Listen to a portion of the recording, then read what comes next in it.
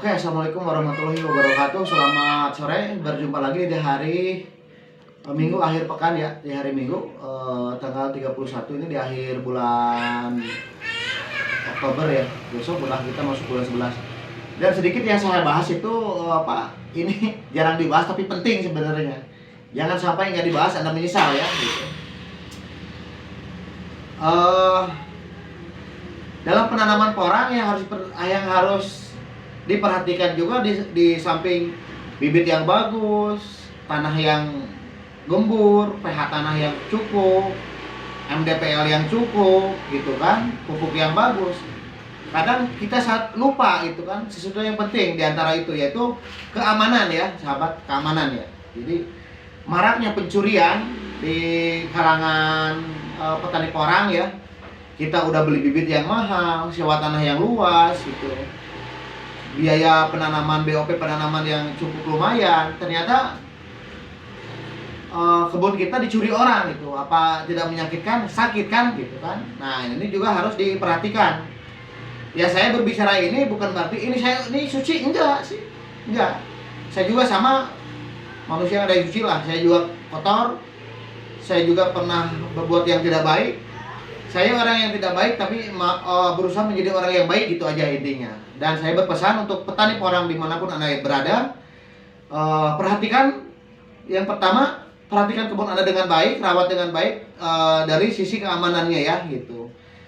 Di setiap daerah kadang suka ada itu orang dalam gitu ya. Cuman kecurigaan kita itu tidak disertai bukti ya gitu.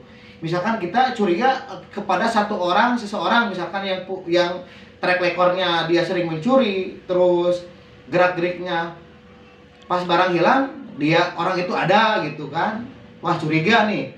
Duh, kebun kita kok ada yang ngebolang ya. Tadi saya lihat orang itu gitu misalkan, tapi kita nggak ngeliat bukti gitu kan. Nah, maka dari itu perhatikan orang itu. Setiap pencurian porang di wilayah tertentu kebanyakan feeling saya bukan orang jauh lah, pasti orang dekat gitu. Maka dari itu perhatikan yang pertama tuh orang dalam. Tidak menutup kemungkinan penanaman yang luas pun misalkan puluhan hektar ada 1-2 orang itu yang menyimpang, bisa dikatakan pengkhianat gitu. Dalam artian pagar makan tanaman. Ada juga misalkan yang emang jelas-jelas mencuri, udah diniatin mencuri, membolang gitu, ada gitu. Maka dari itu perhatikan. Pertama, perhatikan orang dalam, perhatikan orang-orang sekitar di daerah Anda. Misalkan yang punya track record jelek, terus emang kita punya kecurigaan tapi tidak punya bukti, perhatikan aja, intai gitu ya. Terus kadang juga gini, ketahuan mencuri tapi dia berdalih juga ya. Aduh Pak, kirain ini bukan budidaya, kirain ini liar gitu kan. Dan masa sih liar sama budidaya beda? Kalau budidaya kan bersih, rapi, berjajar gitu kan. Beda dengan di hutan yang jauh kan. Ya kalau ngebolang silahkan, mau ngebolang mah. Saya juga pembolang.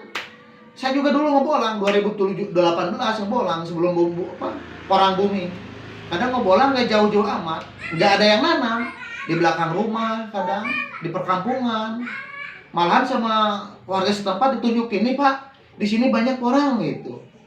Kadang di pemakaman umum. Ya dulu mah nggak ada yang nanam.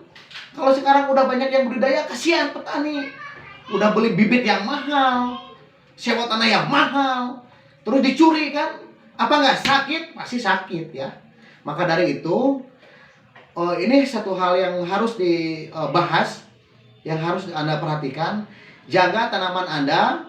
Perhatikan orang dalam Anda, ada nggak yang berkhianat gitu. Atau misalkan di kampung Anda ada segelintir orang yang dicurigai, perhatikan orang itu. Jadi biar nggak penasaran, aduh curiga nih sama si A, tapi kita nggak punya bukti. Maka perhatikan aja gerak-geriknya gitu. Ya, dan itu pesan dari saya, mudah-mudahan bermanfaat. Oke, terima kasih. Assalamualaikum.